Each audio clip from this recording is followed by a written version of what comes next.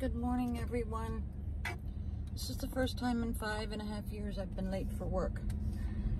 It was either be late or call out because I had a horrible dream. I dreamed my ex was beating the crap out of me. And, oh my God. And so it brought on a very bad headache. Also, it was just horrible. It was just horrible. That's all I can say. And it upset me so much that I think I got a migraine. Also, I've got some sinus. That's why I'm always coughing and whatever. So I had to ask my boss if I could come in a little later or not at all. You know, one of the two. So let me tell you what happened. I rarely ever call any of these guys on a dating site, but this guy was so warm and friendly, so I finally called him. Okay, you want to guess what happened? I think if you've been watching my channel for the last 13 years, you probably can tell. Okay. Not once did he ask anything about me, because he kept saying, I want to know all about you. I want to know. Oh, he didn't ask one thing, okay? He started out by telling me that he's had 2 strokes. Now, before you start judging me about health issues, keep watching and you will understand why. I have a right to judge, okay? He had 2 strokes, okay? Then he says he can't use his left hand, all right? Then I make it very plain that I want a guy that has a valid passport and the opportunity to travel. Well, then he tells me he's not going to get a passport, nor could he probably, because I have a feeling you're going to have to prove that you've had both COVID shots. Then he goes into telling me that he's not going to get it. He's totally against it. Then he tells me he has heart issues. Then he tells me he's got a bad back.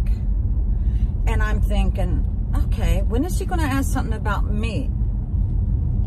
And he says he wasn't going to get the COVID back. I said, then how in the world are you going to date somebody in this pandemic if you're not vaccinated? Oh, no.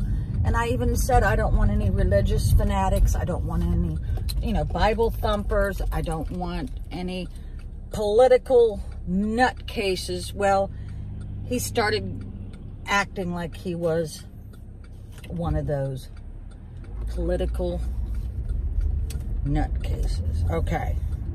So now he goes, well, my children want me to get vaccinated. I said, well, then they must love you. I said, with all of your health issues, you should have been the first in line. Okay, now this has been going on for 20-some minutes. Now I'm thinking, okay, how can I get this guy off the phone?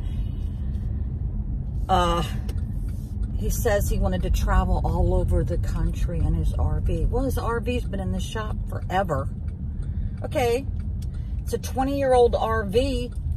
Nothing against that. My daughter has a really old RV. She's happy as can be. But I realized this guy's been on disability for like 20-some years. How is he going to afford to go all over the country? You see what I'm saying? That disability check hardly ever covers anything. Okay. So, I finally said thanks, but no thanks. Okay. Now, before you say anything, I have health issues. He said he was never going to get back surgery. He says he's heard horror stories. And I said, well, I've had a spinal fusion and I'm perfectly fine. I can go to work. I realized he was not going to be a good date or anything else, so I just said goodbye.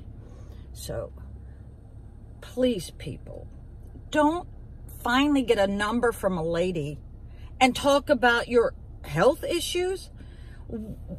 All that's going to do is turn her off. Everybody has health issues if you're my age, but for God's sake, don't use that valuable time to do a connection with a lady talking about your medical issues. She's not going to get near you with a 10-foot pole, especially since he can't use his left hand. Oh my God. So,